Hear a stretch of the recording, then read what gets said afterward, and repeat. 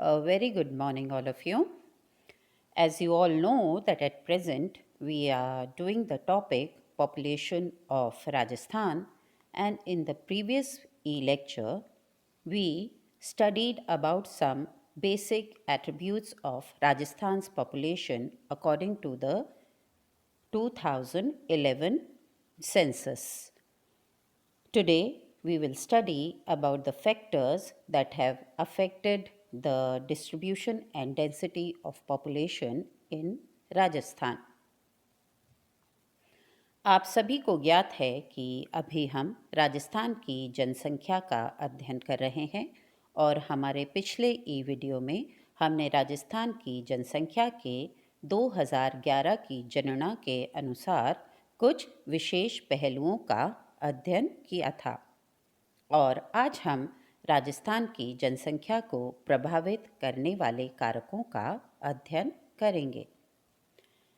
आप सभी जानते हैं कि पृथ्वी पर किसी भी क्षेत्र में जनसंख्या समान रूप से वितरित नहीं है। कुछ क्षेत्रों में जनसंख्या का वितरण और घनत्व अधिक है और कुछ क्षेत्रों में जनसंख्या बहुत विरल पाई जाती है।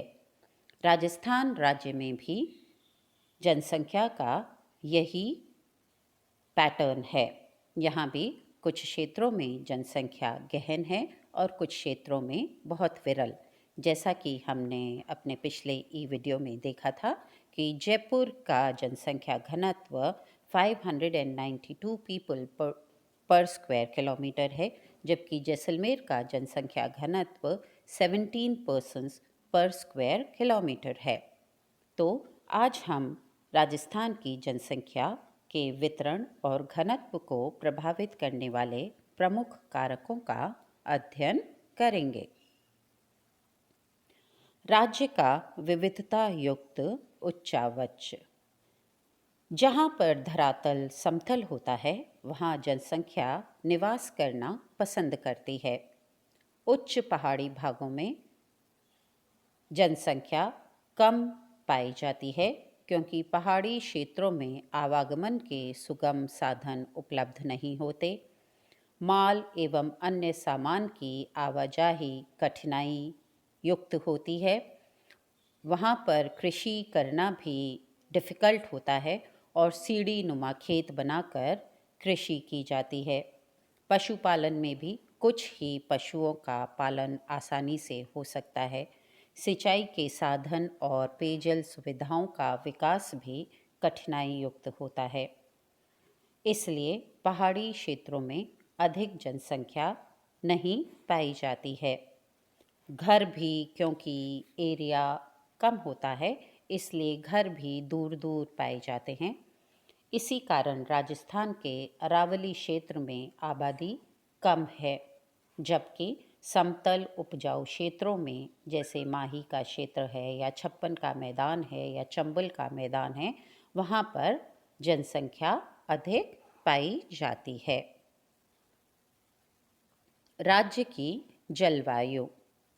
जलवायु मानव के खान पान, वेशभूषा, अधिवासों के निर्माण को ही प्रभावित नहीं करती है बल्कि उसके रहने योग्य स्थानों को भी सीमित करती है। मिलर ने कहा है कि climate is by far the most potent factor among all in deciding the distribution of population in any geographical region. मतलब जलवायु किसी क्षेत्र में जनसंख्या के वितरण को डिसाइड करने वाले फैक्टर्स में सबसे इम्पॉर्टेंट फैक्टर है। हम जानते हैं कि पश्चिमी राजस्थान में जहाँ तापमान ग्रीष्म ऋतु में 45 डिग्री सेंटीग्रेड से ऊपर पहुँच जाता है और शीत ऋतु में तापमान शून्य या हिमांक बिंदु तक आ जाता है। इस तरह के विषमता युक्त जलवायु में मानव कम निवास करता है। इसी तरह जहाँ वर्षा तुलनात्मक रूप से कम होती है, मरुस्थलीय जिलों में 50 सेंटीमीटर प्रति वर्ष से भी कम वर्षा का वार्षिक औसत होता है। इन जिलों में जनसंख्या कम और विरल पाई जाती है।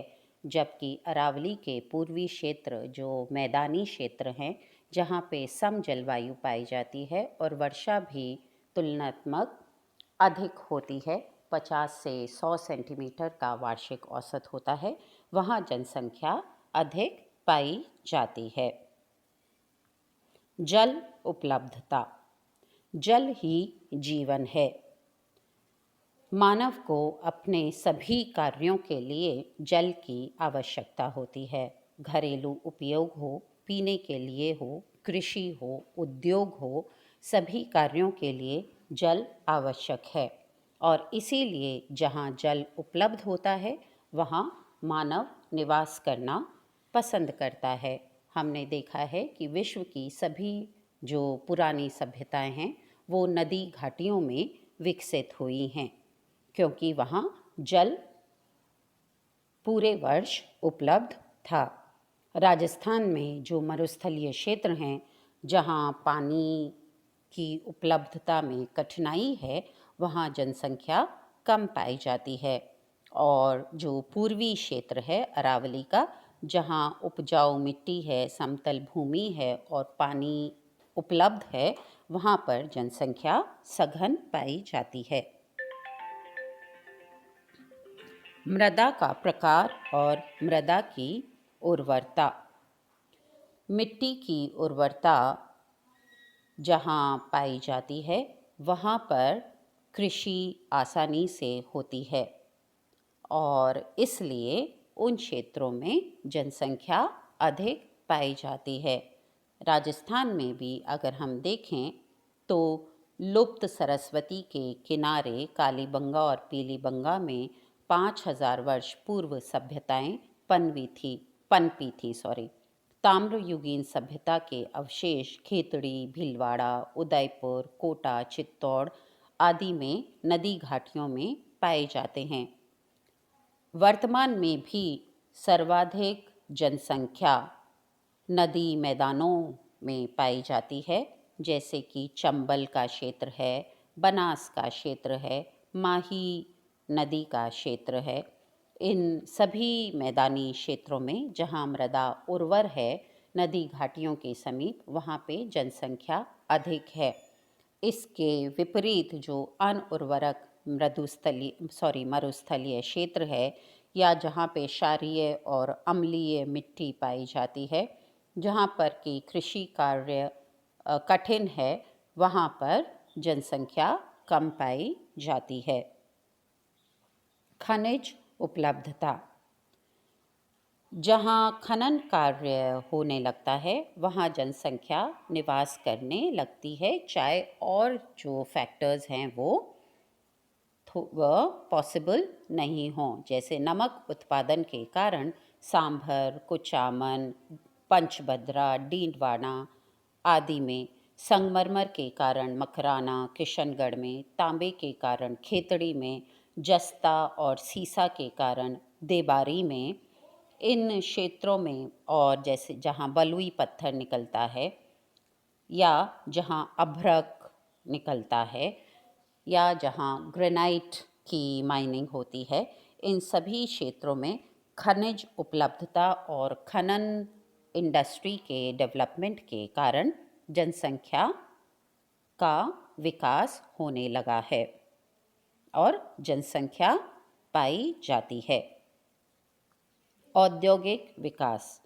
जहाँ जहाँ औद्योगिक इकाइयाँ स्थापित हुई हैं वहाँ जनसंख्या सघन हो गई है, क्योंकि उद्योग जनसंख्या को रोज़गार उपलब्ध कराते हैं और जहाँ उद्योग विकसित होते हैं वहाँ इंफ्रास्ट्रक्चरल फैसिलिटीज़ या आधारभूत ढांचा भी विकसित होता है। जैसे यातायात की सुविधा उपलब्ध होती है, बैंकिंग सेक्टर डेवलप होता है, विपणन सेक्टर डेवलप होता है, ऊर्जा या इलेक्ट्रिसिटी की अवेलेबिलिटी होती है, वाटर अवेलेबिलिटी होती है।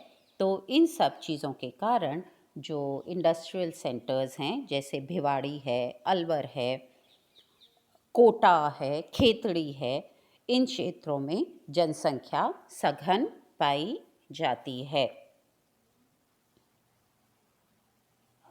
यातायात साधनों का विकास व उपलब्धता।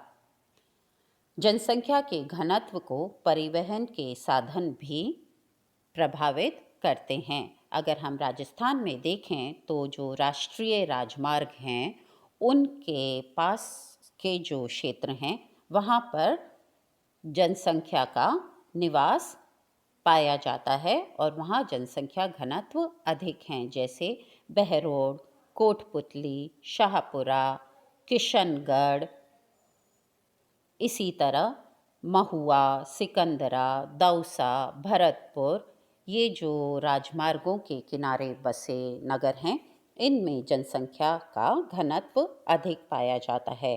इसी तरीके से दिल्ली अहमदाबाद रेलवे लाइन के कारण अलवर, भिवाड़ी, बांदीकुई, फुलेरा, आबू रोड का विकास हुआ है।